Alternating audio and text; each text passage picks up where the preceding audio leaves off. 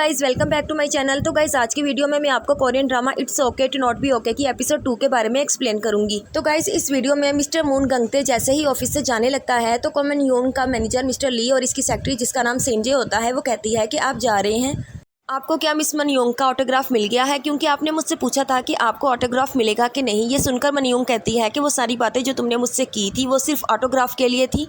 तो मून गंगते कहता है कि ऐसी बात नहीं है। तो मनयोंग उससे कहती है परेशान होने की जरूरत नहीं है, मैं तुम्हें ऑटोग्राफ दे दूंगी। और फिर वो अपनी एक बुक निकालती है जो हाल ही में प्रेस से छप के आई होती है, वो इस पर अपना ऑटोग्राफ दे देती है। जब मिस्टर मून गंगते वहाँ से जाने लगते हैं तो वो कहती है कि फिर मिलेंगे, लेकिन मिस्टर मून कहते हैं कि मुझे नहीं लगता कि हम फिर मिलेंगे। और ये कहकर वो बाहर निकल जाता है। और जब वो रास्ते से जा रहा होता है तो मनयोंग उसे अपनी बालकोनी से देखती है और सोच रही होती है कि ये बस अब मुझे चाहिए।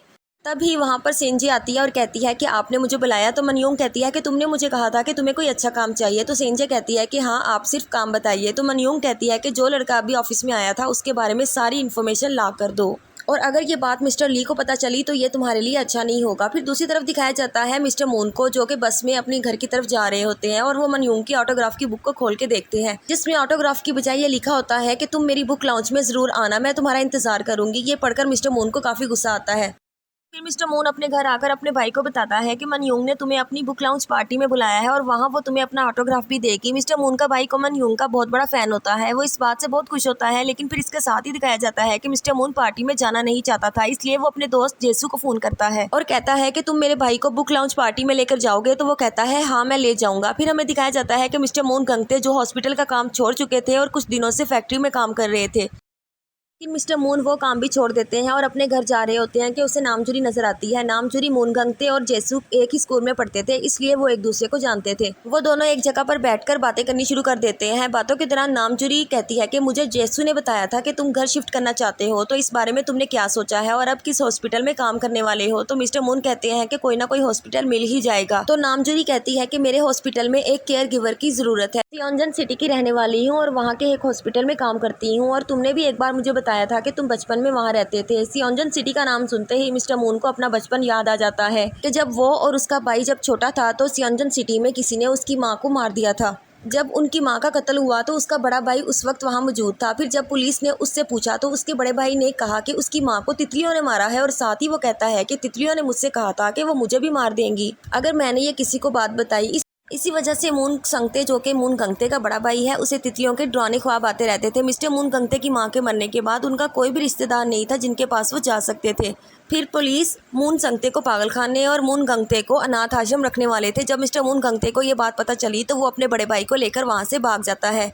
फिर यहीं पर मिस्टर मून हाल में वापस आता है और वो नामचुरी को बस स्टॉप तक छोड़ने आता है क्योंकि नामचुरी अपने घर वापस जा रही होती है। तो फिर नामचुरी मिस्टर मून गंगते को कहती है कि मेरे घर में एक कमरा खाली पड़ा हुआ है। इसके बाद अगले दिन हमें दिखाया जाता है कि मून संगते बुक लॉन्च पार्टी में जाने के लिए तैयार हो रहा होता है और मिस्टर मून अपने दोस्त जेसू को फ़ोन कर रहा होता है, लेकिन मिस्टर जेसू फ़ोन नहीं उठाता।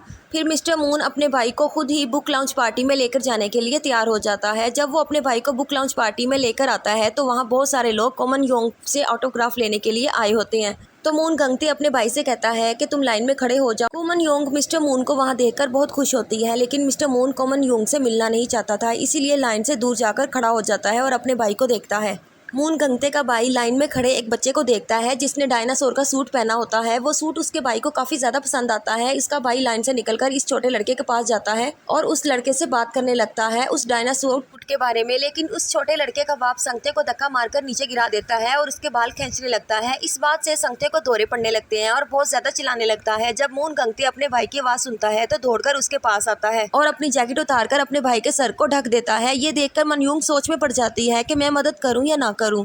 मून गंगते को इस आदमी पर बहुत गुस्सा आता है और वो लड़ने के लिए इस आदमी के पास जाता है। तभी वहाँ पर मनयोंग आ जाती है और वो इस आदमी को मिस्टर मून से माफ़ी मांगने के लिए कहती है, लेकिन वो आदमी माफ़ी मांगने के लिए इनकार कर देता है। मनयोंग इसके बाल खींचती है और कहती है कि जब तुम्हारे कोई बाल ऐसे खींचेगा तो तुम भी इस तरह चलाओगे। ये सब देखकर मिस्टर मून गंगते काफी शॉक्ड होता है। फिर हम देखते हैं कि संगते ने अपने आप को कमरे में बंद किया होता है और उसके कमरे के बाहर मिस्टर मून और मनयोंग उसका बाहर निकलने का इंतजार करते हैं। और मनयोंग कहती है कि तुम जाकर अपने भाई से बात क्यों नहीं करते? तो मिस्टर मून कहता है कि जब वो खामोश होगा तो खुद ही बाहर आ जाएगा। ये सुनकर मनयोंग वहाँ से उठकर जाने लगती है तो मिस्टर मून उसका हाथ पकड़ लेता है। तो मनयूंग कहती है कि क्या मैं तुम्हारे साथ रात तक यहीं बैठी रहूं। तो मिस्टर मून कहता है कि मैंने तुम्हें यहाँ नहीं बुलाया था, तुम हमारी फिक्र मत करो और जाकर अपनी पार्टी को देखो। तो मनयूंग कहती है कि आखिर मैं किसी की फिक्र क्यों करूं, और वह मून गंगते पर गुस्सा होने लगती है। तो मिस्टर मून गंगते मनयूंग का हाथ पकड़ लेता है और कहता है कि चुप हो जाओ। गंगते ने कैप पहनी होती है, मनयूंग उसकी कैप को उतार देती है और कहती है कि तुम कैप के बगैर ही काफी हैंडसम लगते हो। लेकिन गंगते मनयूंग से अपनी कैप छीन लेता है और वापस अपने सर पर ले लेता है। इसी दौरान वहां पर एक आदमी आता है और मनयूंग की मां के बारे में बहुत बुरी बातें करने लगता है, जिसे सुनकर मनयूंग काफी गुस्सा करती है और वो इस आदमी को मारने ही लगती है, लेकिन मिस्टर मून उसे रोक देता है और मून गंगते उस आदमी को वहां से जाने के लिए कहता है। मनयूंग भी इस आदमी के पीछे जाने लगती है, लेकिन गंगते उसका हाथ पकड़कर उसे रोक देता है और कहता है कि मत जाओ। तो मनयूंग उसे कहती है कि तुम कौन होते हो मुझे रोकने वाले, और वहां से चली जाती है। गंगते भी उसके पीछे चले जाता है और लेकिन उसे आने में देर हो जाती है, क्योंकि मनयूंग ने उस आदमी को सीढ़ियों से धक्का दे दिया होता है। उस आदमी को काफी चोट पहुंचती है, लेकिन मनयूंग का गुस्सा अभी भी खत्म नहीं हुआ होता। गंगते पीछे से उसके कंधे को पकड़ता है और उसको आंखें बंद करके गहरे सांस लेने के लिए कहते हैं। मनयूंग आंखें बंद कर लेती है और फिर मून गंगते उसके दोनों हाथों को उसके कंधों पर रखता है और उससे कहता है कि अगर तुम अपने गुस्से को कंट्रोल ना कर पाओ तो अपने हाथों को अपने कंधे पर रखकर खुद को गले लगाओ, इससे तुम्हें सुकून मिलेगा। लेकिन मनयूंग को ये सारी बातें बेकार लगती हैं।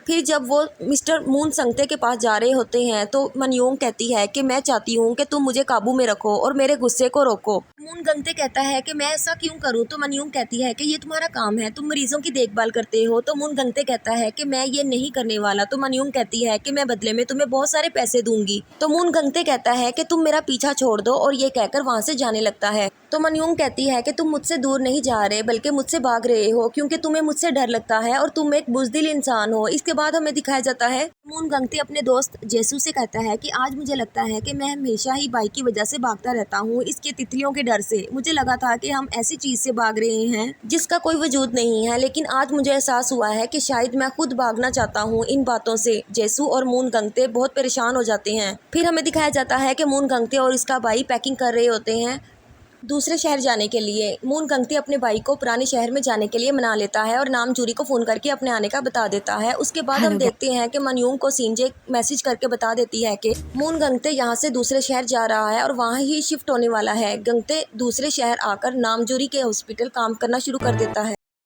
फिर हमें दिखाया जाता है कि जब मून गंगते किसी से बात कर रहा होता है तो वहाँ पर कोमन यूंग पहुँच जाती है, जिसको देखकर मून गंगते बहुत ज़्यादा हैरान होता है। इसके साथ ही हम एपिसोड 2 को ख़त्म करते हैं। अगर आपको मेरी वीडियो अच्छी लगी तो इसे लाइक करें, शेयर करें और मेरे चैनल को सब्सक्राइब करें।